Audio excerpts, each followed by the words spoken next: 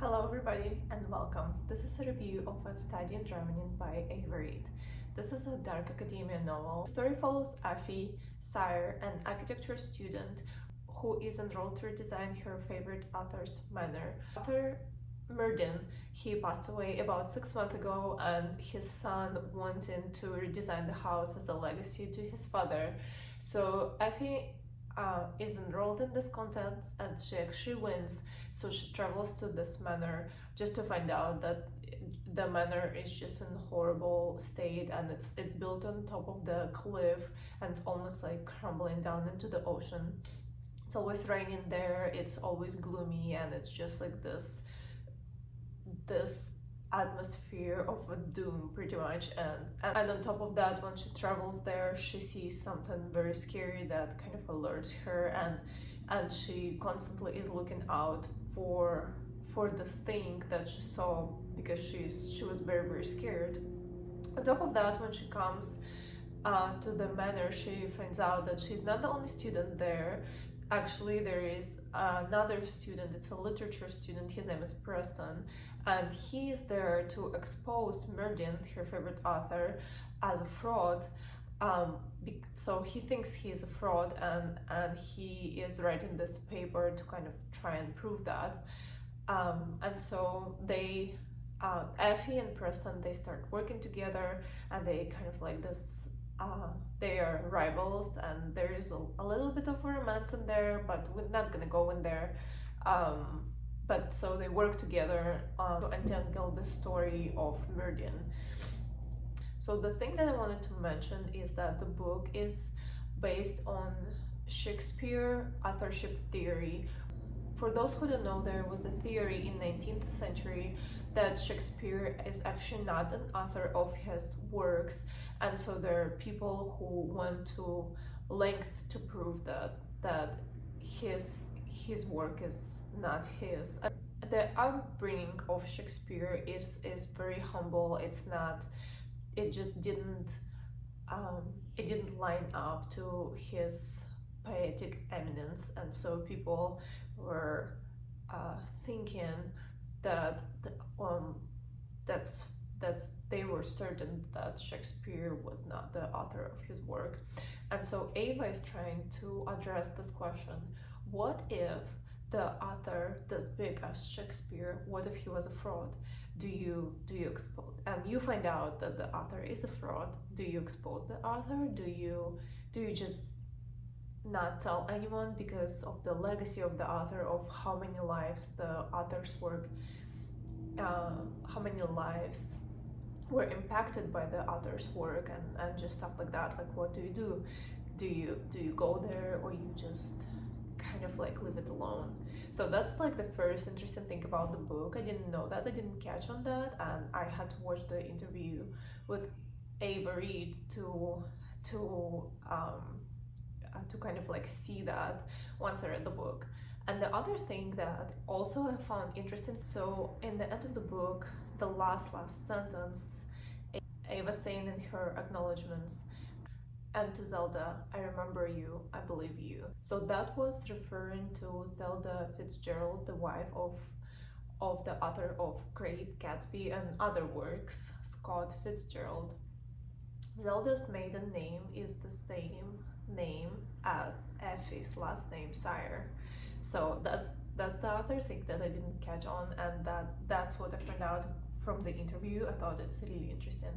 And so what Ava is trying to do is trying to kind of like put this parallel between Effie's life and Zelda, maybe a little bit, at least that's my interpretation of that, and just a little bit on Zelda Fitzgerald. Again, for those who don't know, Scott Fitzgerald, he borrowed a lot of stuff from Zelda's diaries. He wanted to publish her diaries. There are famous quotes that we use nowadays from Great Gatsby and his other works that actually was not his quotes, it was Zelda's. And so he used it, and he never gave her any credit, and he never acknowledged that she was the one to come up with these quotes. And it was known at the time, but at the same time it was kind of no one did anything.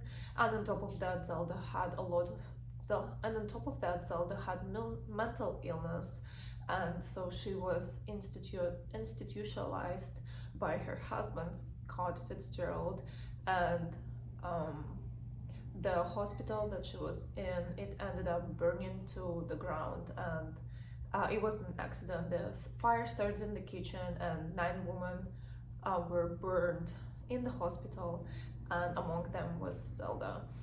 So what Ava is trying to do here is to kind of like put this parallel between Zelda and Effie, and just kind of like talk about how unappreciated the wives of great famous authors and just other men that got famous, and not always because it was completely their work. Sometimes it was their work was greatly impacted by their wives. So it's pretty much like this parallel as well. So Effie is good at writing, she reads a lot, and it's her coping mechanism. But she could only be an architecture student, but not literature, and so that was her only choice, unfortunately. But that's kind of like what the parallel is about. I'm pretty sure there's a lot more things that I didn't catch on, but that was one of them. So besides these two things that I just talked about, the story itself, so as I said, it follows Effie, and Effie is, without these two factors that I just talked about, Effie is just very interesting character. She sees things, she's unreliable, and she kind of doesn't know what's real and what's not. Her favorite book by Murden is the book about Fairy King, and about this woman who got abducted by the Fairy King, and she ends up defeating the Fairy King, and she's free. And so now Effie is, she believes that Fairy King follows her, and she sees him everywhere. She has these pills. There are these pink pills that she takes so she doesn't see Fairy King following her, and then there are sleeping pills that she takes so he doesn't come into her dreams. She has very complicated relationships with her mother, and she doesn't have any friends. She has a friend, but it doesn't seem like they're very close, and so she only relies on herself really, and she cannot trust herself.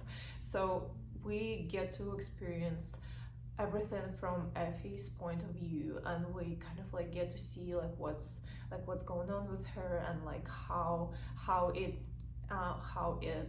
kind of like unravels, like this whole Fairy King deal and all of this stuff. So if you don't catch on the things that I mentioned, the story itself without it is very interesting, just because it's very atmospheric, it's gothic, and you get to see a lot of other things that's going on with Effie, her relationship with Preston, and this life and in the manor, and just like what's going on around her.